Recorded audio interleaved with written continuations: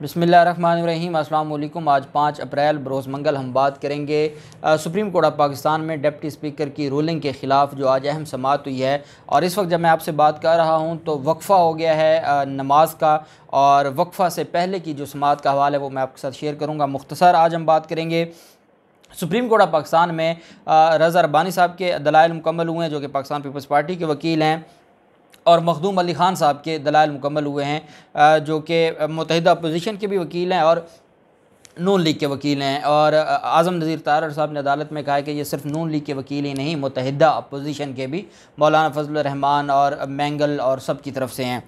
आज जब अदालत में समाअत शुरू हुई तो एक ख़ातून वकील साहबा खड़ी हो गई और उन्होंने अदालत से इस्तदा की कि साबिक अमरीकी सफ़ीर असद मजीद को बुलाया जाए तो सब सामने आ जाएगा। असद मजीद के ख़त की वजह से ये सारा मसला शुरू हुआ है।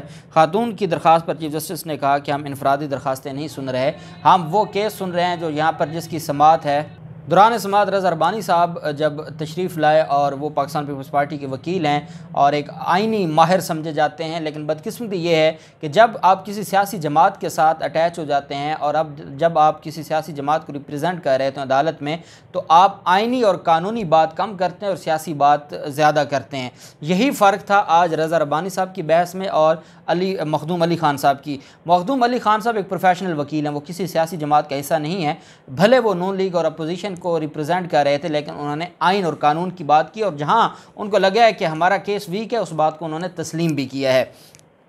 रज़ा रब्बानी साहब ने जैसी समाअत शुरू हुई तो उन्होंने अदालत से कहा कि आज उम्मीद है कि आज दलाइल मुकम्मल होंगे और अदालत आज कोई ना कोई मुख्तसर हुक्मनामा जारी करे, जिस पर चीफ जस्टिस साहब ने कहा कि हुक्मनामा तभी जारी करेंगे जब सारे फ़रीक़ैन को हम सुन लेंगे। बात क्लियर कर दी कि जब तक तमाम फ़रीक़ैन को नहीं सुन लेंगे हम हुक्मनामा जारी नहीं करेंगे। रज़ा रब्बानी साहब ने कहा कि मैं अदालत को तहरीरी दलाइल दे रहा हूँ, 15 मिनट में मैं दलाइल मुकम्मल कर लूँगा।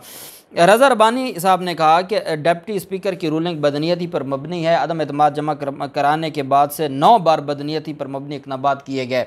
तहरीक अदम एतमाद 8 मार्च से ज़ेर इल्तवा थी। डिप्टी स्पीकर ने पार्लियामेंट के सामने दस्तावेज़ात रखे बगैर रूलिंग दे दी। कौमी असम्बली रूल्स 28 के तहत डिप्टी स्पीकर के पास अख्तियारात हों तब भी वो रूलिंग नहीं दे सकता। डिप्टी स्पीकर की रूलिंग गैर कानूनी है। तहरीक अदम एतमाद वोटिंग के बगैर मुस्तरद नहीं की जा सकती। उन्होंने कहा कि अदम एतमाद आने के बाद स्पीकर के पास मासवाए वोटिंग तहरीक मुस्तरद करने का अख्तियार नहीं था। स्पीकर की रूलिंग आर्टिकल 69 का तहफ़्फ़ुज़ नहीं रखती। डिप्टी स्पीकर के आर्टिकल 5 को बुनियाद बनाकर रूलिंग खिलाफ आइन है। आइन के मुताबिक तहरीक अदम एतमाद पर दी गई मुद्दत में वोटिंग होना लाजमी है। रज़ा रब्बानी का कहना था कि वज़ीर आज़म अदम एतमाद की तहरीक के दौरान असम्बली नहीं तोड़ सकते। तहरीक अदम एतमाद को आइन के तहत मुस्तरद किया नहीं जा सकता। तहरीक अदम एतमाद सिर्फ तब ख़त्म हो सकती है जब जमा कराने वाले वापस ले लें।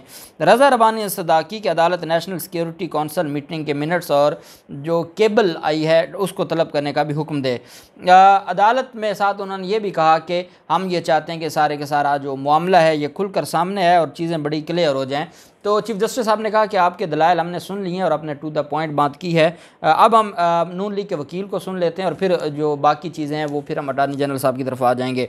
नून लीग के वकील मखदूम अली ख़ान साहब ने जब दलाइल का आगाज़ किया तो आज़म नज़ीर तारड़ साहब ने कहा कि ये मुत्तहिदा अपोजिशन के भी वकील हैं, और अदालत में उन्होंने पार्लियामेंट की कार्रवाई पढ़कर सुनाई। मखदूम अली ख़ान साहब ने और सदा की कि अदालत स्पीकर की रूलिंग को कलअदम करार देकर असम्बलियाँ बहाल करे। दौरान समाअत चीफ जस्टिस साहब ने 31 मार्च का जो इजलास था पार्लियामेंट का कौमी असम्बली का, उसके मिनट्स भी मंगवा लिए। जस्टिस उमर अता बंदयाल साहब ने कहा कि स्पीकर के वकील नईम बुखारी साहब से कहा कि वो 31 मार्च की जो इजलास की कार्रवाई और मिनट्स हैं वो भी अदालत में पेश करें। जस्टिस मुनीब साहब ने रिमार्क्स दिए कि तहरीक अदम एतमाद जमा कराने का तरीक़ाकार पर आइन खामोश है। क्या एक बार 20% अरकान की हमायत से तहरीक पेश होने के बाद स्पीकर का अख्तियार ख़त्म हो जाता है? क्या स्पीकर तहरीक पेश होने पर सिर्फ वोटिंग करा सकता है, इसके अलावा वो तहरीक को रिजेक्ट नहीं कर सकता, मुस्तरद नहीं कर सकता? चीफ जस्टिस पाकिस्तान ने कहा कि तहरीक अदम एतमाद पेश करने की इजाज़त के बाद बहस का मरला आता है। बहस इसलिए कराई जाती है कि पता चले कि ये तहरीक अदम एतमाद में रीज़न क्या हैं और उसके पीछे वजूहात क्या हैं, वो लीगल है, इलीगल है, आइनी है, गैर आइनी है, इसलिए बहस करवाई जाती है। तहरीक अदम एतमाद के आइनी या गैर आइनी होने पर क्या बहस हुई? इस तहरीक अदम एतमाद पर हमारे सामने सवाल ये है कि डिप्टी स्पीकर की रूलिंग की क्या आइनी हैसियत है। आइन के अहकामात रूल्स से बालादस्त हो सकते हैं। तहरीक अदम एतमाद पेश होने के वक्त 20% अरकान असम्बली में क्या मौजूद थे? जस्टिस एजाजुल हसन साहब ने सवाल किया कि तहरीक अदम एतमाद पेश होने के वक्त 20% मेंबरान की मौजूदगी का मकसद क्या है? जस्टिस जमाल मंदोखेल साहब ने कहा कि असल सवाल डिप्टी स्पीकर की रूलिंग कानूनी है या गैर कानूनी है, ये है क्या जुडिशल रिव्यू से रूलिंग वापस हो सकती है? अगर हमको जो ऑर्डर कर दें तो उससे स्पीकर की रूलिंग वापस जा सकती है। नून लीग के वकील मखदूम अली खान साहब ने कहा कि सुप्रीम कोर्ट का इख्तियार है कि रूलिंग वापस कर दे। जस्टिस जमाल मंदोखेल साहब ने सवाल किया कि क्या तहरीक अदम एतमाद के गैर कानूनी अवामिल को अदालत जांच सकती है? इस पर मखदूम अली खान ने कहा कि अदालत तहरीक अदम एतमाद पर गैर कानूनी अवामिल को जांच सकती है। ये देखें ना, ईमानदारी का तकाजा है। मंदोखेल साहब ने पूछा कि क्या तहरीक अदम एतमाद के जो गैर कानूनी अवामिल हैं या वजूहात हैं, क्या उनको अदालत जांच सकती है? तो उन्होंने कहा बिल्कुल अदालत जान सकती है कि ये जो तहरीक अदम एतमाद थी इसमें क्या कानूनी था और क्या गैर कानूनी था। जस्टिस मुनीब अख्तर साहब ने रिमार्क्स देते हुए कहा कि पार्लियामेंट में छोटी सी गैर कानूनी हरकत पर अदालत को मुदाखलत का अख्तियार होगा। आप अदालत के दरवाजे पार्लियामेंट की कार्रवाई के लिए खोल रहे हैं कि छोटे छोटे मामलात भी अगर होंगे तो वो आपने अगर आर्टिकल 69 उठा के फेंक देना है और आपने डायरेक्ट सुप्रीम कोर्ट में आ जाना है, तो आप तो फिर हर मामले के लिए अदालत के लिए पार्लियामेंट के अदालत के लिए रास्ते अब खोल रहे हैं कि हर कार्रवाई यहाँ पर आके चैलेंज होगी। क्या आइन ये कहता है कि सुप्रीम कोर्ट पार्लियामेंट की हर गैर कानूनी हरकत पर फैसला दे सकती है? सुप्रीम कोर्ट पार्लिमानी कार्रवाई या रूलिंग गैर कानूनी करार देना शुरू कर दे तो मुकदमों के अंबार लग जाएंगे और पार्लियामेंट का रोल ख़त्म हो जाएगा। मखदूम अली खान साहब ने कहा कि अदालत प्रीमियर इंटेलिजेंस एजेंसी चीफ को इन कैमरा समात में बुलाकर ब्रीफिंग ले सकती है। चीफ जस्टिस ने कहा हमारी प्रैक्टिस नहीं कि रियासती पॉलिसी या फॉरेन पॉलिसी के मामलात में मुदाखलत करें। अदालत की पॉलिसी मामलात को देखने की प्रैक्टिस नहीं है। हमारे लिए आसान होगा कि अगर मामले को कानूनी और आइन के तनाजुर में परखा जाए। जस्टिस एजाजुल हसन साहब ने जब ये फरमाया कि स्पीकर डिप्टी स्पीकर के बिहाफ पर जब कार्रवाई चला रहा होता है तो इसका मतलब यह है कि उसके पास वो सारे इख्तियारात हैं जो स्पीकर के पास होते हैं। जो असम्बली रूल्स हैं, रूल 28 ये कहता है कि स्पीकर के पास रूलिंग का इख्तियार है। जब रूल 28 कहता है कि ये इख्तियार मौजूद है तो उसके बाद फिर वही इख्तियार डिप्टी स्पीकर के पास भी होगा। उस पर जस्टिस एजाजुल हसन साहब ने बड़ा अहम सवाल किया। उन्होंने कहा कि अगर जो डिप्टी स्पीकर की रूलिंग है वो बेअख्तियार है या डिप्टी स्पीकर ख़ुद बेअख्तियार है, उसके पास पावर नहीं है, तो अदम एतमाद की तहरीक की मंजूरी की रूलिंग वो कैसे दे सकता है?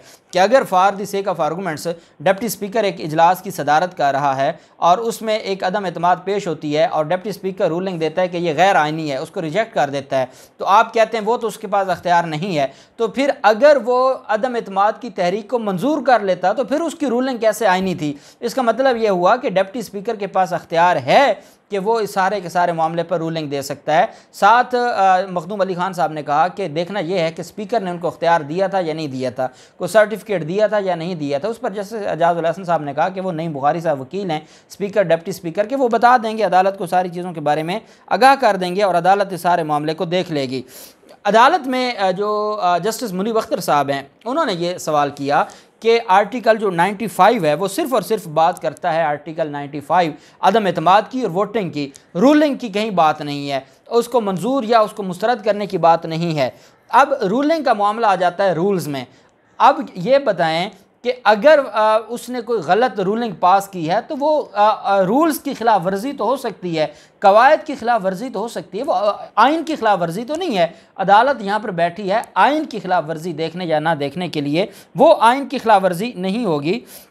अदालत ने कहा कि देखना यह है कि रूलिंग का, अदालत सुप्रीम कोर्ट ऑफ पाकिस्तान ने कहा कि देखना यह है कि हम इस रूलिंग का जायज़ा ले भी सकते हैं या नहीं ले सकते। चीफ जस्टिस उमर अता बंदयाल साहब ने कहा, जब अदालत को यह कहा गया कि जनाब इन कैमरा एक ब्रीफिंग ले लें हसास अदारों से, तो अदालत ने कहा हम तो ये देख रहे हैं कि आर्टिकल 69 के तहत जब एक इस्तिस्ना हासिल है। अदालत जस्टिस मुनीब अख्तर साहब ने कहा कि आपको पता है आर्टिकल 69 क्या था? आर्टिकल 69 था कि हर इदारा अपनी हदूद में रहकर काम करेगा और एक दूसरे के मामलात में मुदाखलत नहीं करेगा। अब यही वजह है कि 69 के तहत हम क्या रूलिंग को डिस्कस कर सकते हैं या नहीं कर सकते। और आप अगर ये सारे मामलात आप कहते हैं कि अगर कवायद की भी खिलाफ वर्जी हुई है और वो भी आपने सुप्रीम कोर्ट मामला लेकर आना है, तो फिर तो आपने दरवाज़ा खोल दिया पार्लियामेंट का अदालत के लिए कि अदालत हर मामले पर चीज़ों को देखेगी। जस्टिस एजाजुल हसन साहब ने कहा कि स्पीकर की अदम मौजूदगी में डिप्टी स्पीकर बाख्तियार होता है। डिप्टी स्पीकर अगर बेख्तियार है तो अदम एतमाद की मंजूरी वो कैसे दे सकता है। अदालत ने कहा, नून लीग के वकील ने कहा कि आइन फ़र्द वाहिद को यह इख्तियार नहीं देता कि वो हुक्म जारी करे, जिस पर जस्टिस मुनीब अख्तर साहब ने कहा कि सूबाई और कौमी असम्बली के स्पीकर ऐवान के मास्टर्स होते हैं और उनके पास सारे इख्तियारात होते हैं। साथ चीफ जस्टिस उमर बंदयाल साहब ने कहा कि आइन के अहकामात रूल्स से बालादस्त होते हैं।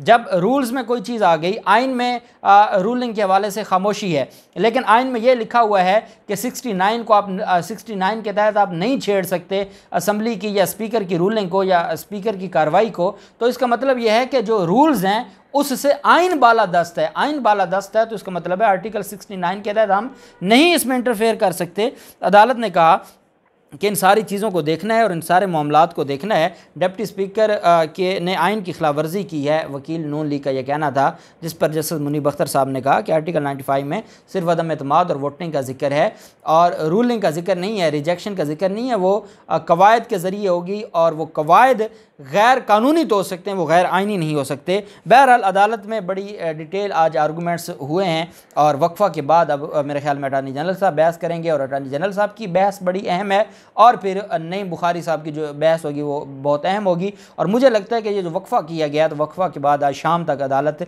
इस केस की समाअत करेगी। अदालत ने कहा है कि फ्रीकैन को सुनने के बाद ही फैसला होगा। अपोजिशन जो उम्मीद लेकर आई है, अपोजिशन की उम्मीद इस तरह पूरी होने वाली नहीं है और सुप्रीम कोर्ट बड़ा सोच समझ के नपतुल ऑर्डर करेगी और वो ये नहीं है कि वो सारा कुछ उठाकर फेंक देगी। देखते हैं क्या होता है, जो भी तफसील होगी और वक्फा के बाद की जो समाअत का हवाल होगा वो भी आपके साथ शेयर करेंगे। अल्लाह पाक पाकिस्तान का में नासिर हो। बहुत शुक्रिया। अल्लाह हाफिज़। पाकिस्तान जिंदाबाद।